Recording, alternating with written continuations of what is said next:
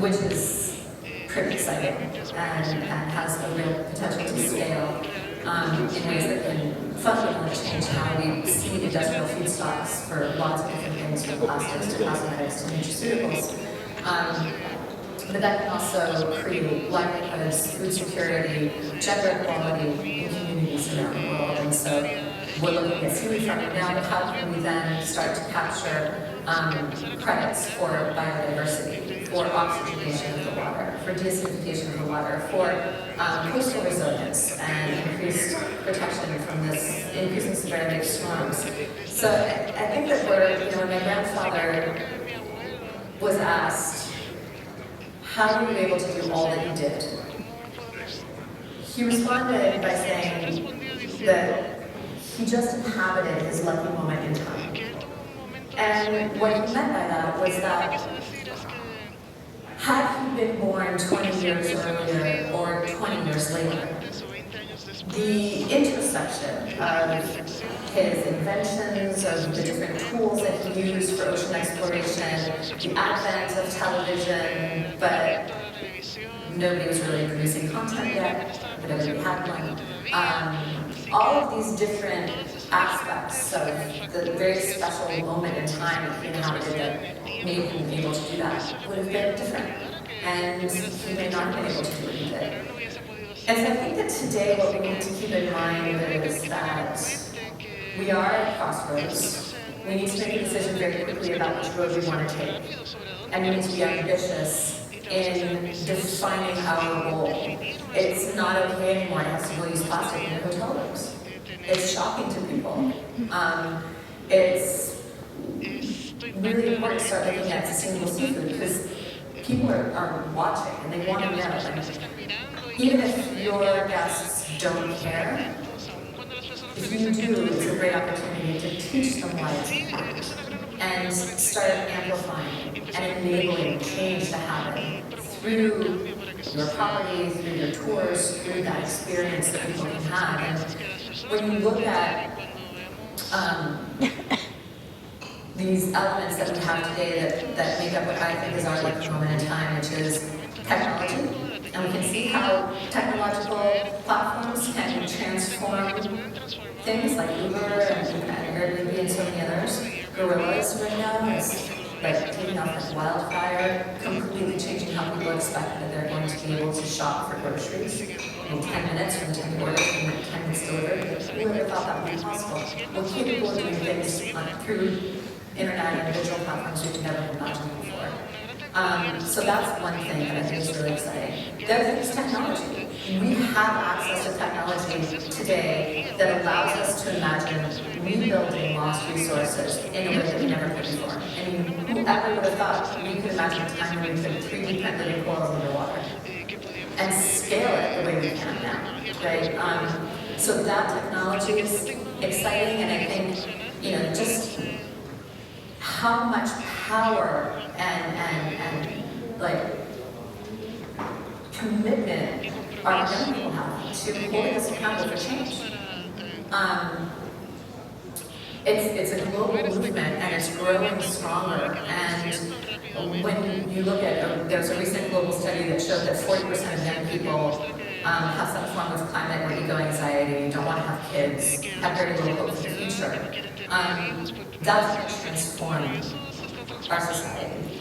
And so we can either, and I think this was touched on in the earlier panel, we can create the change, or the change can come to us. But when you take these three elements, like growing determination from people to create change and live on a livable planet, those digital platforms and the kinds of technologies that are emerging today, when you put that together, you have a powerful opportunity to change the outcome of what 2050 will look like. And that's why I think we right now are living in our lucky moment in time. And Alexandra, we were chatting earlier about this, and a lot of people here will own properties with beachfronts. And we were discussing, I remember going to the sea again as a child, sorry, but there was just, we used to call it seaweed, okay? And you used used to have to, step through the seaweed to get into the sea, and now it's certainly true that customers, particularly in a place like the Caribbean, expect to have that picture postcard, flat as a pancake, white sand. But you were explaining to me that how damaging this can actually be. Could you tell us a little bit more about that? Yeah, I've been to hotels, properties where there was significant loss of sand on the beach in front of the property. In some cases, depending on the time of day, waves would be washing up to the lobby. And in those cases, it was a result of pollution from the property damaging the coral reef, and the hotel pulling out the seagrass because people complained that it tickled their feet. And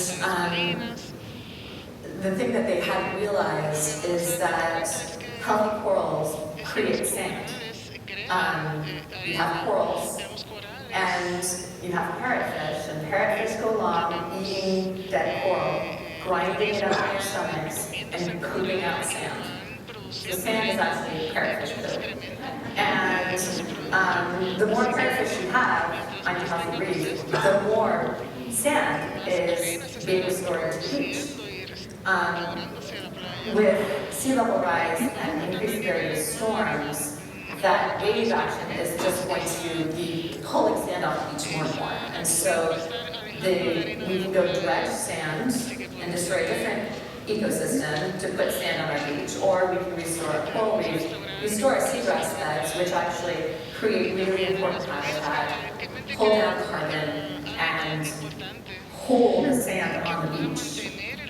So when you have restored coral and seagrass to your beachfront, you're going to hold the sand, and you're creating sand and holding on the beach and making sure that it doesn't get taken away. So those are very obvious answers about how rebuilding lost ecosystems is really good for the investment that you have in that piece of land, in that piece of waterfront. And I think that, I understand that different guests are more or less interested in sustainability. They come for different reasons. But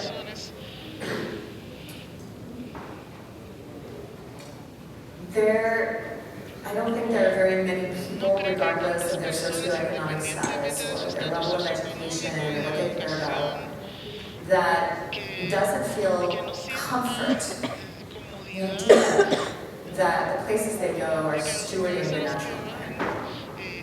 And when I hear destinations, I'm kind of like a nosy Nancy.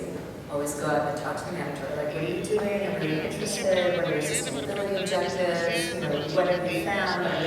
Are your guests interested or not? And I understand that there's different answers to those questions depending on where you are. But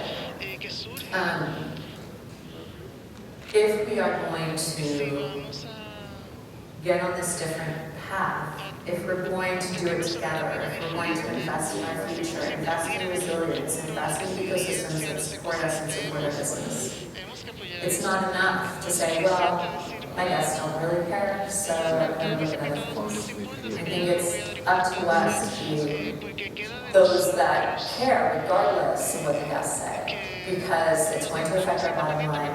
Eventually they will care. Eventually they will. It's going to get bad enough that they're going to start caring, and that's going to become an issue.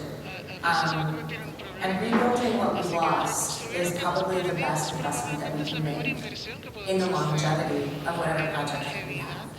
And also, frankly,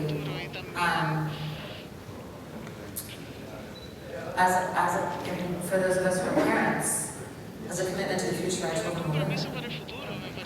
That's so much of the reason that I do what I do now. And when I had my children, I realized that they might be the generation of my family to write the obituary for the oceans that my grandfather first explored. And that's a very real scenario. And it changed so much about what I'm focusing on, and how, why, and the scale of change that I realize is needed. And I think that is one of the most meaningful things that we can do in our personal lifetimes is to ensure that our children have a livable planet to raise their children on, to look forward to. Because when you read the IPCC report, when you look at what's happening in the oceans, when you see what's happening with biodiversity, it's appalling that we aren't doing more. It's really appalling. As individuals, as humans who have an opportunity to create great change through our profession, through our choices, and it's something that I encourage everybody to think about. Can we do more? Can we be more ambitious? Can we be bolder? Can you challenge yourself and your team to go farther and really become leaders? And I know Gloria from Star, and I know the passion that ignites her and drives her forward and why she's doing what she's doing. And we need that kind of passion. We need that kind of commitment. Not that I'm committed to be determined to do something, but we need to do it now. It's a lot of the passion as well is coming from younger people. When we were in Manila, we interviewed an activist you probably know, Malati, and when she was 12, her and her sister decided to set up a little Facebook group thing called Bye Bye Plastic. And now when you go to Bali, you're not allowed to enter the country with a plastic bag. So it is that kind of vision, and it almost comes out of the mouth of babes. I found that so compelling. So I was interested in what you were saying about blue carbon. I think most people here understand that, but for our broader audience, would you explain to us what you mean by blue carbon? Well, it's a relatively new idea,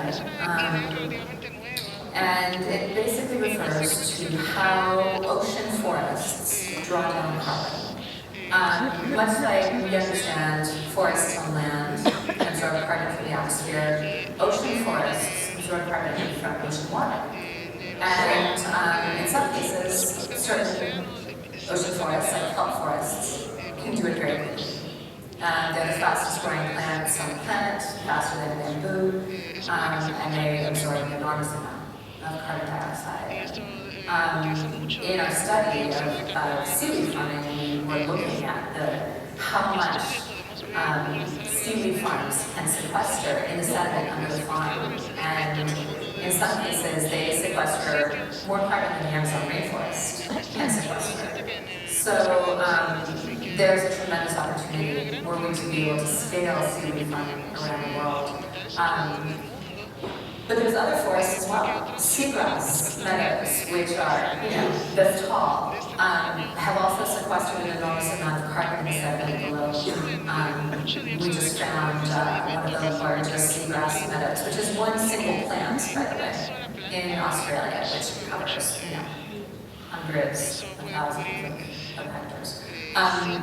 There's also salt marshes, mangroves. These are all versions of ocean forests that sequester carbon in the sediment below it. And that's blue carbon. So there's a hugely growing demand for blue carbon credits that companies can use to offset their emissions. That's an industry that is exploding right now. And I'm hopeful that, and I know that some people have concerns about, carbon credits. My hope in this is that it will help to scale some of these opportunities to expand these forests. So, for example, for seaweed farmers in Indonesia, they were losing seaweed farmers in Indonesia because their kids want to drive taxis, or make more money driving taxis or working in a hotel or something. And so they abandoned seaweed farming. And the sales credits for the farmer could make the difference between continuing to grow seaweed or not. It'll probably make less of a difference for a Western farm, but for many of these farms in Indonesia and other places actually have better sequestration rates than others, and so it becomes interesting at how can we support those communities. 60% of the women had 27 or 28 farms around the world as part of our global study, and they represented about 27,000 farmers, 60% of which are women. So, seaweed farming and that interest in blue carbon can do more than just offset emissions. It can really create jobs for women. It can create sustainable livelihoods for coastal communities. It can give us alternative foodstuffs that are carbon negative and other things. So that's tremendously exciting. And in our platform to drive participatory restoration with different partners, we're looking at that unit by unit approach. And so, for example, if it's corals, and just imagine, what technology can do now in the hospitality industry around coral restoration. We've, with Carlos, developed ways to have corals 3D printed and growing in sort of like what he calls a coral river that can be going through the hotel lobby. Rooms can have a wall of coral that bioluminesce at night. People can 3D print their corals. We're working with scientists and 3D modelers to figure out how corals grow in different conditions and how can we use AI to create different models for each species of coral so that when they are 3D printed, they're actually 3D printed from the inside out in very accurate representations of what would happen in nature. So people can design their own coral, it can be printed on a tile, they can put their signature under the tile if they want to. It's going to be chipped, so we have micro data coming in from each tile, and then it can grow there over time. And with drone technology and cameras, we can actually let people watch life come back to that coral reef through, the contribution of their tile. And when we talk to sports stars, for example, they're getting their sponsors to sponsor a reef, and then they take the tokens, distribute them to their fans, and their fans can have a collective experience of rebuilding their heroes, reef in the Bahamas and elsewhere. So there's just a lot of ways to bring together a lot of different stakeholders to do this together. And what some people tell me is like, well, yeah, but we want to be the only ones to do this. And I think that's the wrong-headed approach. Like, what we need is for this to be a community project globally where everybody can do it. And you want to do it, we need the tech, you want to do it in one version, we need the tech platform so that all of us can go on there and act as monitors. It's so powerful. And interesting, and just think, local business can sponsor a reef for a school, so that school kids can put on their VR goggles on Wednesdays and go and see the reef that they designed, And the thing that's so interesting is that as we struggle to figure out how to save corals in a very, very short period of time, what our scientists tell us is that we need to go beyond scientists. We need engineers, we need graphic designers, and computer scientists, and 3D modelers. We need all of these different talents to come together because marine biologists have basically taken us as far as we can go. And now we need everybody to come together to bridge that ingenuity gap and bring restoration into the modern age. And that hive mind, by opening it up to the public, hive mind will be able to solve problems that the scientific community won't be able to solve, just because when we're all doing it together, we're so much smarter than when we're doing it alone.